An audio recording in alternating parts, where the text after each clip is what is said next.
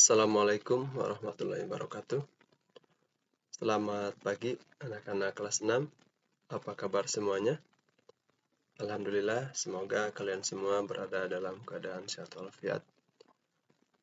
Mengawali pembelajaran ini, kita buka dengan berdoa bersama. Berdoa mulai. Bismillahirrahmanirrahim. Raditu billahi rabba wa bil islami dina wa bi Muhammadin nabiyya wa rasula.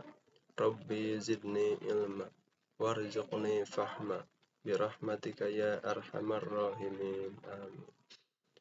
Anak-anakku, pada hari ini kita masih melanjutkan di pembelajaran tema 2 ya, tentang persatuan dalam perbedaan.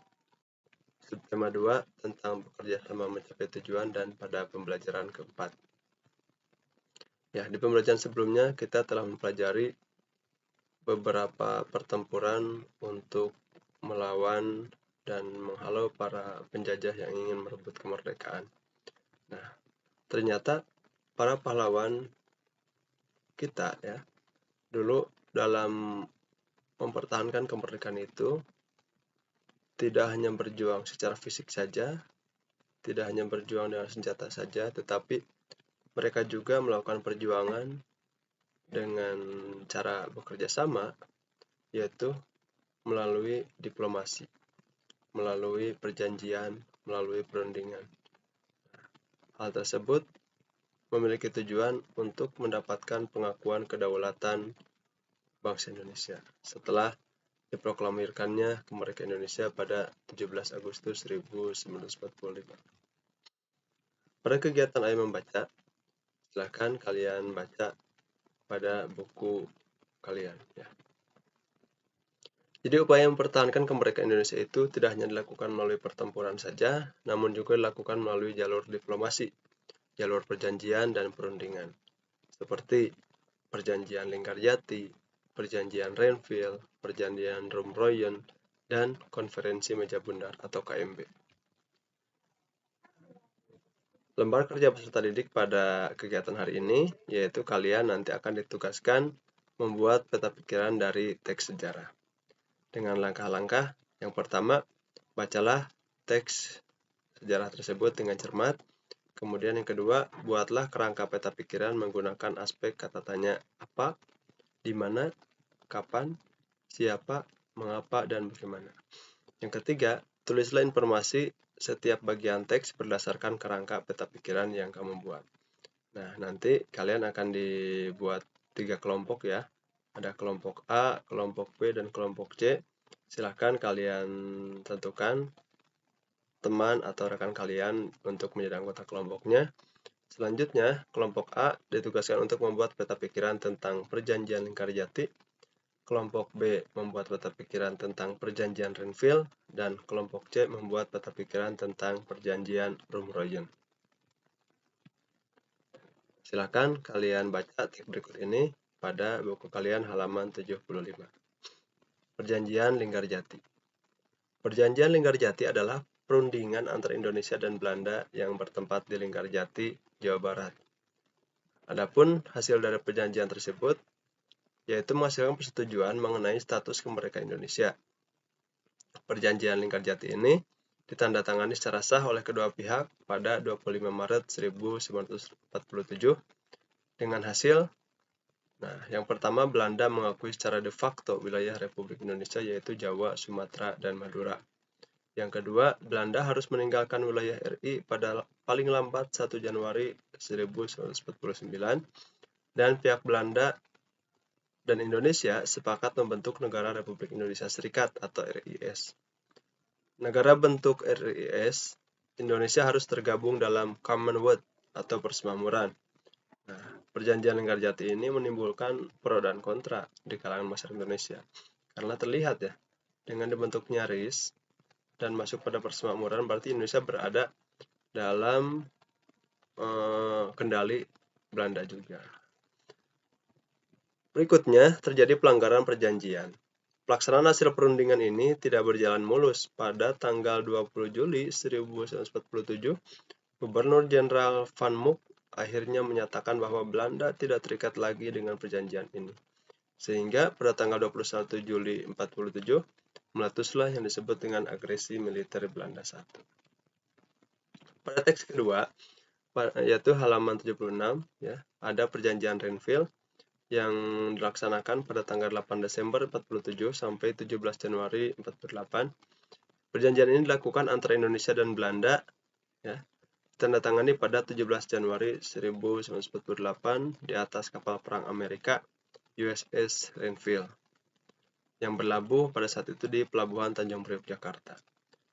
Perundingan Renville ini dimulai pada tanggal 8 Desember 1947, ditengahi oleh Komisi 3 negara, yaitu di dalamnya ada Amerika Serikat, ada Australia, dan Belgia. Delegasi dari Indonesia dipimpin oleh Amir Syarifuddin, sedangkan dari Kerajaan Belanda dipimpin oleh R. Abdul Qadir Wijoyo-Atmojo. Hasil perundingannya, yang pertama, Belanda hanya mengakui Jawa Tengah, Yogyakarta, dan Sumatera sebagai bagian wilayah RI. Yang kedua, disetujuinya sebuah garis yang memisahkan wilayah Indonesia dan daerah pendudukan Belanda. Dan yang ketiga, TNI harus tarik mundur dari daerah-daerah kantongnya di wilayah pendudukan di Jawa Barat, dan di Jawa Timur. Teks berikutnya, halaman 77, yaitu tentang perjanjian Rumroyen. Perjanjian Rumroyen ini dimulai pada tanggal 14 April tahun 49 dan ditandatangani pada 7 Mei 1949 di Hotel Des Indies, Jakarta. Adapun nama perjanjian ini diambil dari kedua pimpinan delegasi yang mewakili kedua belah pihak, yaitu Indonesia diwakili oleh Muhammad Rum dan Belanda diwakili oleh Herman van Rooyen. Tujuan perjanjian ini adalah untuk menyelesaikan beberapa masalah mengenai kemerdekaan Indonesia sebelum KMB di Den Haag. Hasil pertemuannya, yang pertama, Angkatan Bersenjata Indonesia akan menghentikan semua aktivitas gerilya. Pemerintah Republik Indonesia akan menghadiri KMB. Yang kedua, pemerintah Republik Indonesia dikembalikan ke Yogyakarta. Dan yang ketiga, Angkatan Bersenjata Belanda akan menghentikan semua operasi militer dan membebaskan semua tawanan perang. Teks berikutnya yaitu pada halaman 77 juga tentang Konferensi Meja Bundar atau KMB yang dimulai pada 23 Agustus 1949 sampai 2 November 1949. Adapun hasilnya, yang pertama, Belanda mengakui RIS sebagai negara merdeka dan berdaulat. Yang kedua, status Irian Barat diselesaikan dalam waktu setahun setelah pengakuan kedaulatan. Yang ketiga, akan dibentuk Uni Indonesia Belanda. Yang keempat, RIS mengembalikan hak milik Belanda dan memberikan hak konsesi dan izin baru untuk perusahaan-perusahaan Belanda. Yang kelima, pengambil alihan utang Hindia Belanda oleh Republik Indonesia. Ini contoh format mata pikiran dalam bentuk kata tanya, ya. Nanti link live worksheet-nya akan Bapak tampilkan pada deskripsi YouTube ini. Nah, dari kegiatan tersebut ada beberapa hal, ya, beberapa sikap yang perlu kita teladani, yaitu salah satunya sikap rela berkorban sebagai penerapan nilai persatuan dan kesatuan. Jadi, sikap rela berkorban itu dapat menunjukkan rasa tanggung jawab dan juga nasionalisme kita terhadap bangsa dan negara. Baik itu mengorbankan jiwa, raga, harta, itu merupakan sikap atau penerapan dari nilai persatuan dan kesatuan sebagai bukti rasa tanggung jawab dan nasionalisme kita. Rela berkorban itu demi kepentingan bersama di dalamnya, ya. Nanti akan mempererat tali persaudaraan antar sesama manusia. Yang dapat kalian lakukan sebagai bukti nyata kegiatan atau sikap rela berkorban, yaitu kalian bisa melakukan kegiatan menyisihkan uang saku, atau menyumbangkan pakaian layak, ataupun mainan yang layak, atau buku-buku bacaan yang sudah selesai kalian baca itu untuk disumbangkan kepada mereka-mereka yang mengalami korban bencana alam, ya. Itu merupakan contoh bentuk sikap rela berkorban. Selanjutnya kita akan mempelajari kelanjutan dari mata atau muatan pelajaran matematika, yaitu tentang bilangan bulat. Perhatikan gambar berikut. Nah, di sana ada 4 kotak berisi buah ya. Di sebuah toko buah menjual buah apel dalam bentuk kemasan. Setiap kemasan berisi 15 buah apel. Benny membeli sebanyak 4 kemasan. Berapa banyak buah apel yang dibeli oleh Benny? Nah, masih ingatkah kamu? Nah, tahukah kalian apa yang dimaksud dengan perkalian? Iya, benar sekali. Perkalian itu adalah penjumlahan yang berulang.